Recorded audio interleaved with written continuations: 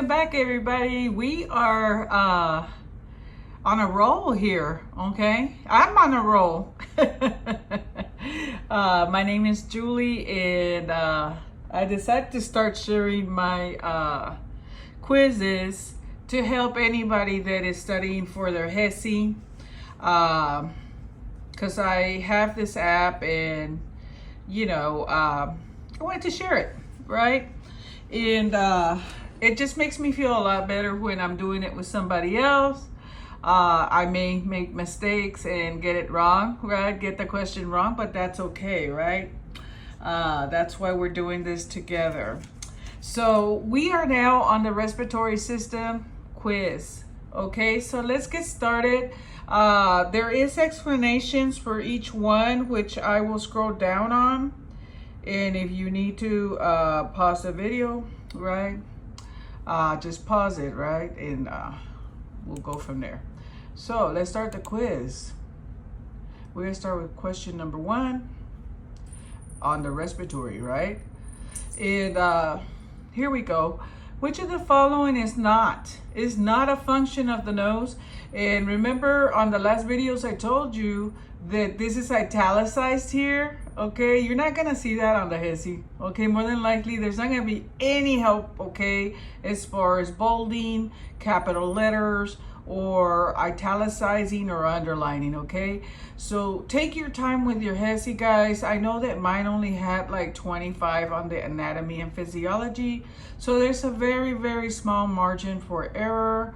And I know that I probably would have done a lot better on mine if I had taken the time to read through. Okay, I usually save my HESI towards the end and start with all the harder ones, or the ones that are going to take me longer, because all the other ones are like 55 or 60, okay, questions. But take your time, please, especially if you only have 25 or 30 anatomy and physiology or quote-unquote science, right? Which of the following is not a function of the nose? The nose, does it filter air? Does it warm the air? Does it humidify the air? Does it exchange gas? No. There's no gas exchange going on when we are initially breathing, right, through our nose. So gas exchange is correct. Green is correct. There's your explanation, okay? And it gives you a little paragraph there of why, right? What everything does. Okay, number 2. The blank is a passage for air in food. All right. I'm looking at all of them, right? And we know that the alveoli, okay, and the bronchi are not passages for both air and food, okay? The key word here is for air and food. We know the larynx is for the voice, okay? Always remember the larynx because of LA is language, right? So is the voice related here, and we're left with the pharynx, okay? Which is the one I'm gonna pick. And there we go. It's correct, and here is your explanation. Hopefully it will not cut it off, because it did that the last time. It was showing all here and then it cut it off, okay? But there you go, if you need to read it. And look at this, man. This is going to appear a few more times. That's why I like this app. It tells you everything, the description, the function, and the structure, okay? So pause it, okay, if you need to. All right. I like that. Okay. Which of the following is also called the voice box? Well, I just gave that one away, didn't I? We know it's not the pharynx, okay? We know it's not the nose or the trachea. It's the larynx, okay? So there we go. Correct. And I did about 4 lessons on this one. Some of them had 6, some of them had 8. It just depends on which one I'm working on. And there you go, very detailed. All right, and look, here it comes again with the structure, the description, and the function of all of these different, the lungs, the diaphragm, right? Different structures. Okay, which structure divides into the left and the right bronchi?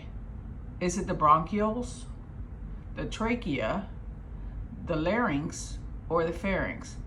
So we already know it's not these two. And if you know your anatomy in your lungs, right, it's not the bronchioles.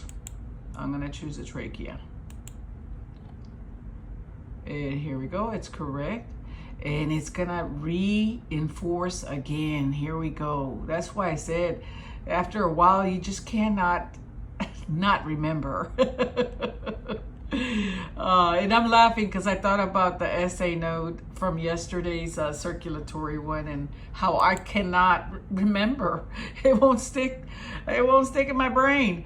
Number 5, the cartilaginous. I'm sorry, I have problems with certain words, okay?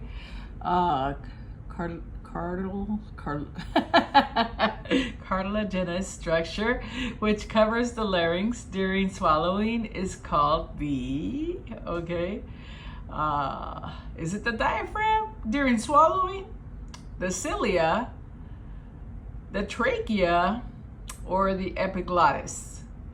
Okay, it's gonna be the epiglottis, okay? And yes, I have trouble with certain words because of my heritage, right? It is what it is. Okay. And here we go. Look, there it goes again. It's going to show it several times till you get it. Okay. Another name for the windpipe is the lungs. No, right? Is it the larynx? Is it the trachea? Or is it the epiglottis? Windpipe is the trachea, okay? This is language. Lungs, of course, we know what lungs are. And epiglottis, we just talked about, is the cartilaginous. Cartilaginous, I can't say that word. I'm gonna have to have Siri say it for me a few times, right? Until I get it right, I guess. And same list again, okay? Same list, very nice. For reinforcement, this is definitely good, this app. The part of the lungs where gas exchange takes place. The part of the lungs where gas exchange takes place is called what? Is it in the bronchi, the trachea, the larynx, or the alveoli? Alveoli, okay? The tiniest little.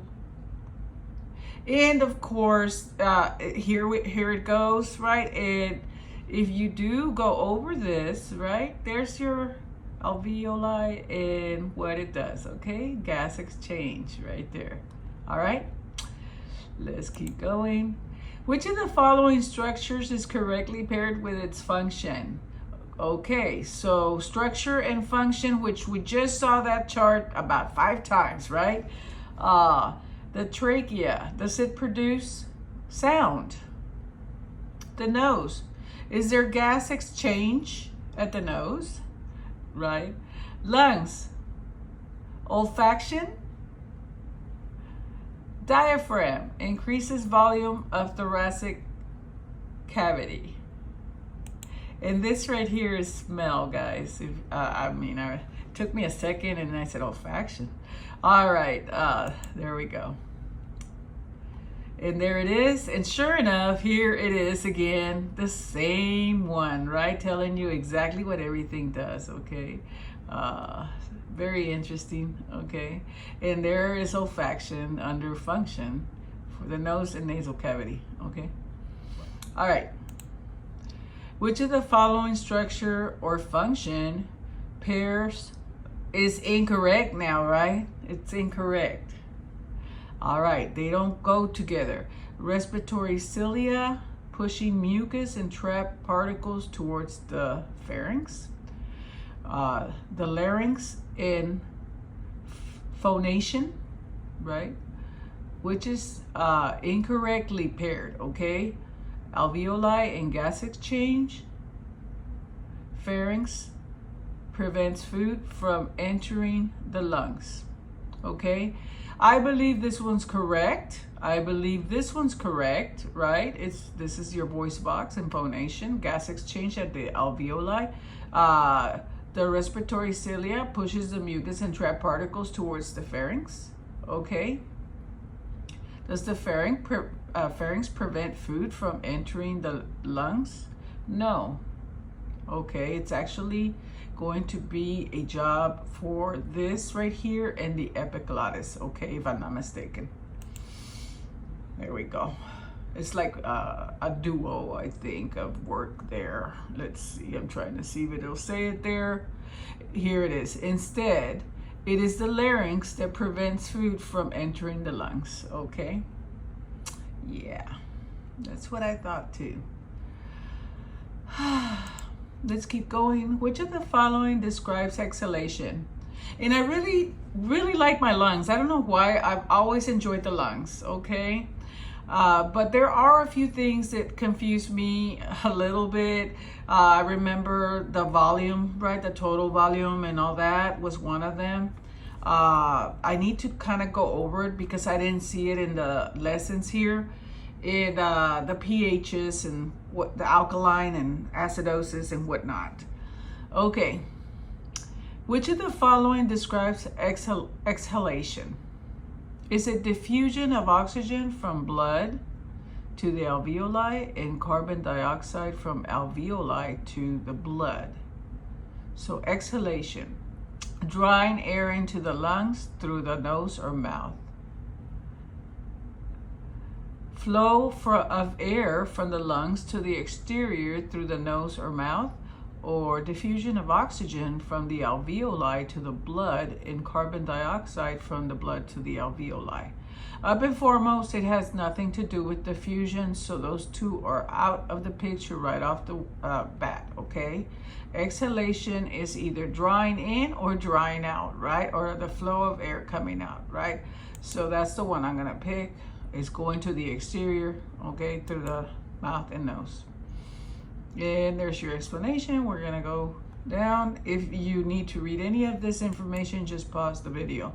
Which of the following does not occur during inspiration? Now we're talking about inspiration, but it also says which of the following does not occur. And there you go with the confusing wording, right? And you're gonna see this on the HesiA, believe it or not, pretty much on just about everything. Especially there's a lot of English and reading and what have you. So which of the following does not occur during inspiration? Increase of intrathoracic volume, increase of intrathoracic pressure, elevation of the rib cage and sternum, and contraction and flattening of the diaphragm. So this one for sure happens. We want to find out what doesn't occur. Elevation of the rib cage and sternum, absolutely. Increase in the intrathoracic pressure, I don't think so. I don't think you're going to get pressure. I think you're going to get volume, okay? So increase in intrathoracic volume, and these two are actually occurring. This is not occurring. We're not getting pressure. And correct. There's your explanation. And let's keep on trucking. The exchange of oxygen and carbon dioxide between the alveoli and blood in the capillaries is called what? Is it external respiration, internal respiration, ventilation, or cellular respiration? And I am going to say it's external. Thank goodness I got it right, because this one has been a kind of a hard one for me to kind of keep in my head. But here's the explanation, okay? And it will let you know. And all I need to do is read it until I get it right.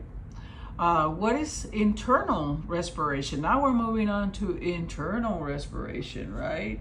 Oh my goodness.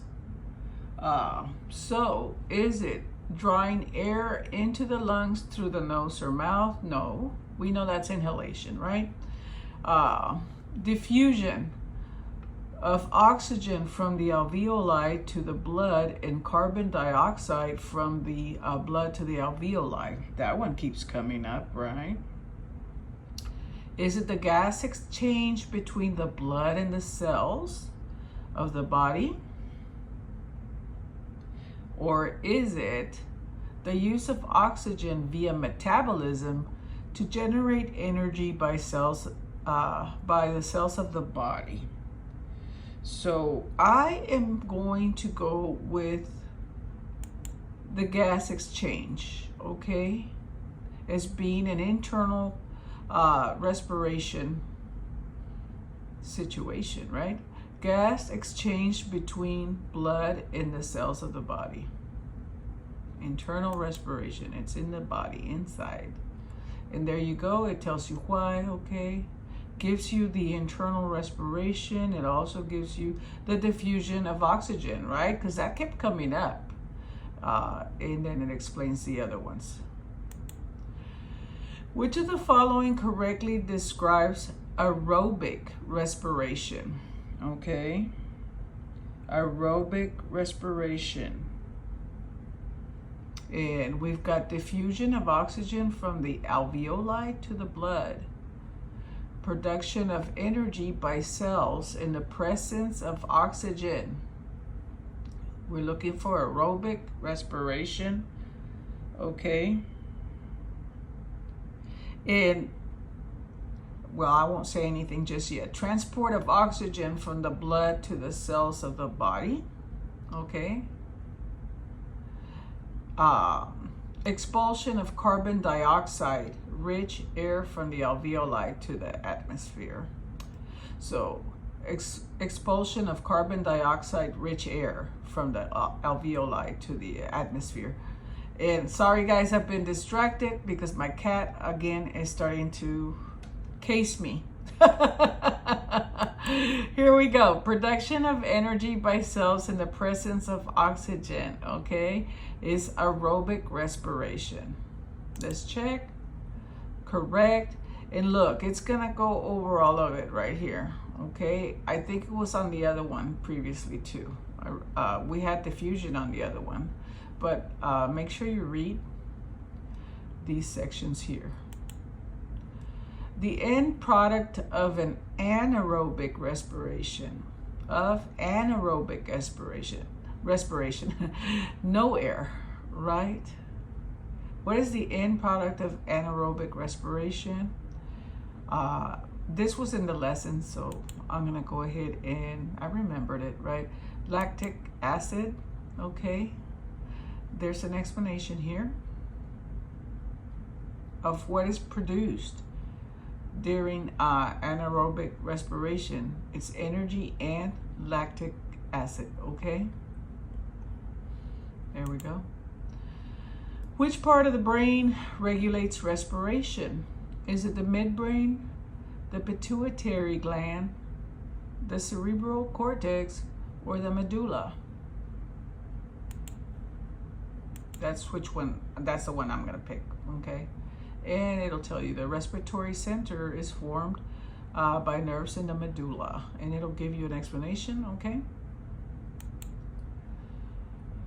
What carries oxygen in the blood? Platelets, erythrocytes, lymphocytes, or neutrophils? If you were with me with the circulation one, we talked about hemoglobin, right? Red blood cells, all right? Because that's another one that'll say what hemoglobin is, or what is, you know, what it does, its function. Oxygen, carries oxygen, right? It's not about iron, because that's what I thought, you know, the last time, and I'm like, no, I had to read everything. But this one is about what's carrying, I'm sorry, this moved. Blank carries oxygen in the blood, and the best answer, of course, is what we have here is the erythrocyte. If hemoglobin was there, I would pick hemoglobin. If this wouldn't be there. If that makes sense, that wouldn't be there. So here's your explanation, right? Okay.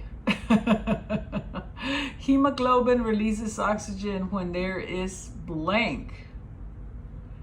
Hemoglobin releases oxygen when there is low temperature, low pH, high nitrogen tension, or high oxygen tension. So, number 18, is it low temperature? No. Hemoglobin releases oxygen when there is low pH, when there is high oxygen tension, high nitrogen. I'll be honest with you guys.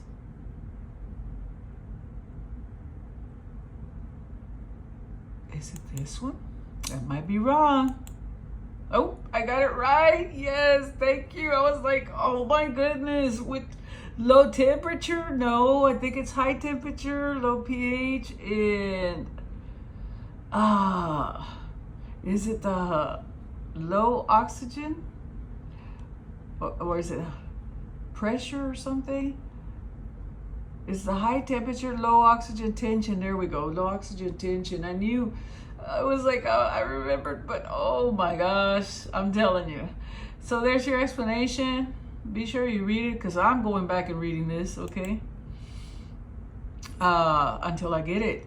The respiratory system plays a role in acid-base balance. There's these acid in alkalosis and acidosis and what have you. I mean, this one, I always had a hard time with it. The respiratory system plays a role in acid-base balance. Okay, which of the following statements is correct?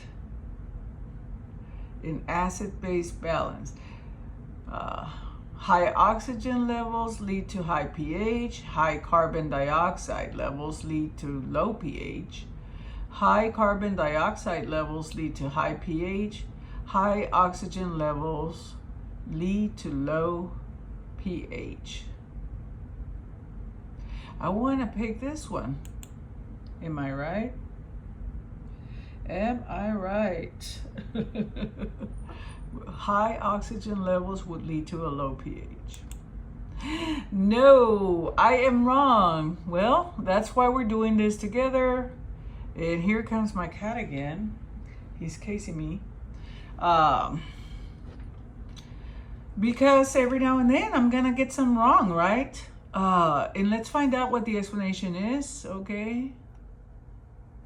Plays a role in acid-base balance. Which of the following statements is correct? High carbon dioxide levels would lead to a low pH. Okay, the correct answer, there it is. Carbon dioxide combines with water in an enzymatic reaction to produce carbonic acid. Acidic substances have low pH. All right, that's the explanation there. There's the rest, okay? And let's finish up. Most carbon dioxide in the body is in the form of, and this one I just remember from the lesson, okay? Just like the lactic acid. That was kind of one that I had tucked away, right, until it came back and haunted me. Here we go. There's the explanation, okay? And quiz summary. So I missed 2. And there they are, so I know I got a 90%. Should give me the 90, yeah, there it is. All right, that's it, and I'll be back. Click here to continue, right? Move on to my next. Digestive system is gonna be my next one.